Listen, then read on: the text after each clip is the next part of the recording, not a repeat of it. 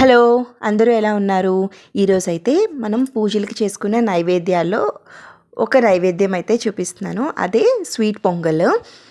So దానికోసం మనము rice, బెల్లం కావాలంటే బెల్లం యూస్ చేసుకోవచ్చు, లేకపోతే షుగర్ యూస్ చేయొచ్చు. ఇక్కడ నేనైతే బెల్లం యూస్ చేస్తున్నాను. దాంతోపాటు పెసరపప్పు. సో ఇక్కడ ముందు పెసరపప్పు అయితే వేయిస్తున్నాను అనమాట. వేయించకుండా డైరెక్ట్గా కుక్కర్ పెట్టేసుకున్నా పర్లేదు, కానీ ఇలా వేయించి చేస్తే ఫ్లేవర్ అనేది బాగుంటుంది. ఇక్కడ నేను టోటల్గా ఒక గ్లాస్కి తీసుకున్నాను. అందులో 3/4 రైస్, 1/4 పెసరపప్పు తీసుకున్నాను.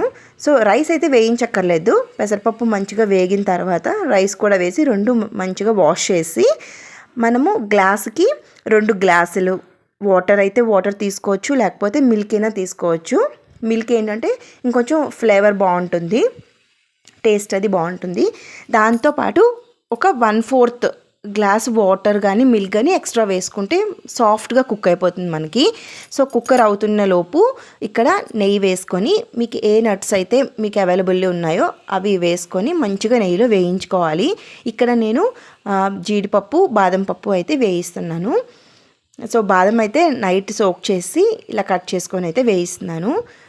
ఇవి బాగా వేగి తర్వాత మనం వేరే బౌల్లోకి ట్రాన్స్ఫర్ చేసుకొని నెక్స్ట్ బెల్లం కావాలి కదా. డైరెక్ట్గా బెల్లమైనా మంచి బెల్లం అనుకుంటే, అంటే అందులో నలకలు ఏవి లేవు, బాగుంది బెల్లం అనుకుంటే డైరెక్ట్గా రైస్ కుక్ అయిపోతుంది కదా, ఆ తర్వాత వేసుకోవచ్చు. లేదు ఏమైనా చిన్నది నలకలు అవి ఉన్నాయి అంటే కొంచెం వాటర్ వేసి బాగా కరిగించేసిన తర్వాత దాన్ని వడకట్టేసుకోవాలన్నమాట. సో ఇక్కడ నేనైతే అలా వడకట్టి చేస్తున్నాను. ఇక్కడ చూడండి ఎంత స్మూత్గా కుక్ అయిపోయిందో.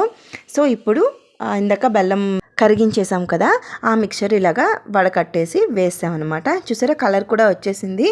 సో జాగ్రత్త చేసినప్పుడు ఏంటంటే అది మనకి ఒక ఇండికేషన్ అనమాట. ఇలా మంచి కలర్ వచ్చింది అంటే ఇంకా సరిపోతుంది స్వీట్నెస్. ఒక స్పూన్ అలాగా షుగర్ వేసుకున్నా సరిపోతుంది, లేకపోయినా పర్లేదు. తర్వాత యాలకుల పొడి వేసుకొని మంచిగా మిక్స్ చేసుకోవాలి. ఇంకొంచెం లూజ్ టెక్స్చర్ కావాలి అనుకుంటే కొంచెం పాలు కానీ వాటర్ కానీ గోరువెచ్చగా ఉన్నది వేయండి. మళ్ళీ చల్లది వేస్తే ఆల్రెడీ ఇది వేడిగా ఉంటుంది కదా, మళ్ళీ అది బాగుండదు. సో వేసిన తర్వాత మనం ఇందాక డ్రై ఫ్రూట్స్ అవి వేసుకున్నాం కదా, అవి కూడా వేసి మంచిగా మిక్స్ చేసుకొని నెయ్యి అయితే వేసుకున్నాను. నెయ్యి వేసి ఇంకా నైవేద్యంకి రెడీ అయిపోయినట్టే. మీరు కూడా ఒకసారి ఇలాగ ట్రై చేసి ఎలా వచ్చిందో నాకైతే కమెంట్ చేసేయండి.